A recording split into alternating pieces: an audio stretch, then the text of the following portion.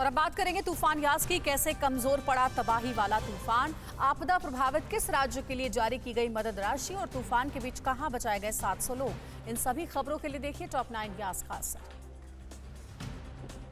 ओडिशा और पश्चिम बंगाल में समुद्र तटों से टकराने के बाद बुधवार को भीषण चक्रवाती तूफान यास कमजोर पड़ गया है। तूफान के कारण दोनों पूर्वी राज्यों में निचले इलाकों में पानी भर गया। मौसम विभाग के मुताबिक चक्रवात यास ने धरती को छूने की प्रक्रिया पूरी कर ली है। प्रभावित इलाकों में आज तक बारिश जारी रहने के आसार हैं। साथ ही मछुआरों को सलाह दी गई है कि समुद्र की हालत को देखते हुए वो समुद्र में ना जाएं। यास चक्रवात की वजह से पश्चिम बंगाल और सिक्किम में अगले 3 दिन भारी बारिश की आशंका है, जबकि झारखंड में आज और बिहार के कई इलाकों में बारिश के आसार हैं। मौसम विभाग ने असम और मेघालय में भी 26 और 27 मई को कई जगहों पर हल्की बारिश की बात कही है। इसी तरह दक्षिण में उत्तरी आंध्र प्रदेश और ओडिशा के कई जिलों में भारी बारिश की चेतावनी जारी की है। साइक्लोन यास की वजह से प्रभावित ओडिशा को केंद्र सरकार की तरफ से सहायता दी गई है। केंद्र की ओर से ओडिशा को त्वरित रिलीफ फंड के तौर पर 641 करोड़ रुपए जारी किए गए हैं। गृह मंत्री अमित शाह की सिफारिश पर वित्त मंत्री निर्मला सीतारमण ने इसका ऐलान किया है। उनके मुताबिक राज्य आपदा कोष के लिए केंद्र की मदद की ये पहली किश्त होगी। केंद्रीय पेट्रोलियम मंत्री धर्मेंद्र प्रधान ने ट्वीट करके ये जानकारी दी है।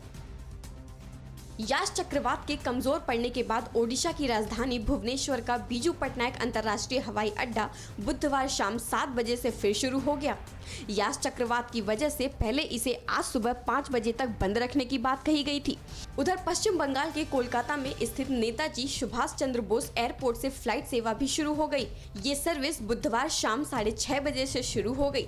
इसमें हवाई यात्रा करने वाले लोगों को फायदा होगा।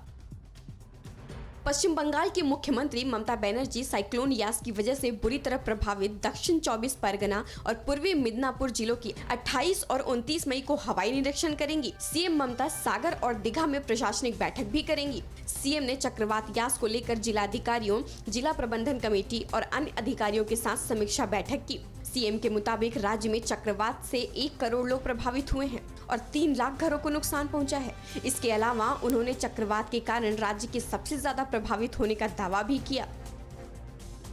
चक्रवात यास ने पूर्वी मिदनापुर के अंतर्गत आने वाले कई गांवों को प्रभावित किया है। जिले का शंकरपुर गांव उनमें से एक है, जो चक्रवाती तूफान के कारण बुरी तरह प्रभावित हुआ है। समुद्र का पानी शंकरपुर गांव में घुस गया है, जिससे ग्रामीणों को अपने परिवारों और अपने सामान के लिए रहने के लिए कोई जगह नहीं मिली, क्योंकि उनके घर पूरी तरह से पानी में डूब गए थे, जिसके चलते गाँव के लोगों को परेशानियों का सामना करना पड़ रहा है। पश्चिम बंगाल के पूर्वी मेदिनीपुर में चक्रवात यास का बहुत ज्यादा असर देखा गया। वहां पानी भरने की वजह से फंसे लोगों को सेना ने बाहर निकाला। जानकारी के मुताबिक पूर्वी मेदिनीपुर में चक्रवात के बाद जो बाढ़ आई थी, उसमें से अब तक करीब 700 लोगों को बाहर निकाला जा चुका है। भारतीय सेना ने कहा है कि पश्चिम बंगाल को जरूरत पड़ने पर लोगों को तत्काल सहायता पहुँचाई जाएगी। राहत बचाव दल पहले से ही तैयार है। चक्रवाती तूफान यास की वजह से ओडिशा के जाजपुर, केंद्रपाड़ा और जगत सिंहपुर जिलों में बुनियादी ढांचों को नुकसान पहुंचा है। सड़क की सफाई और मरम्मत के लिए पर्याप्त टीमें मैदान पर मौजूद दिखी। सड़कों को लगातार साफ किया जा रहा है। केंद्रपाड़ा के मड़ी कुनाबा में तेज हवाओं के बाद बचाव अभियान चलाया गया। फायर सर्विस डिपार्टमेंट ने उखड़े पेड़ों की कटाई कर सड़क की सफाई की।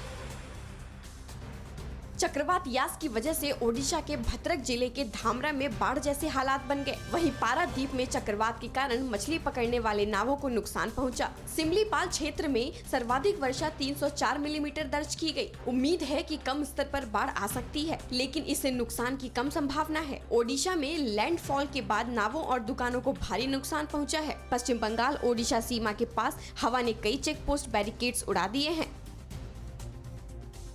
परवाह देश की, सोमवार से शुक्रवार रात 10 बजे TV9 भारतवर्ष पर।